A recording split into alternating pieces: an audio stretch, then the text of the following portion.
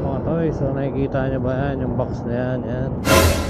Yan o, napakadelikado ng ganyan o. Ayun, matatanggal na ata yung ano na ito.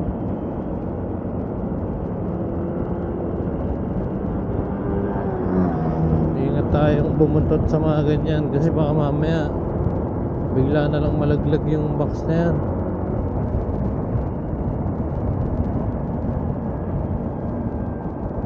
Parang tanggal na ata yung tornilyo. Yan. Ano naman yung kalog niyan. So pag may nakita kayong mga ganyang klase ng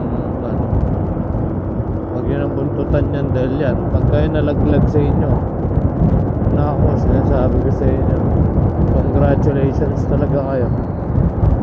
Okay mga toy, so ingat tayo lahat sa biyahe. Ride safe. Babush!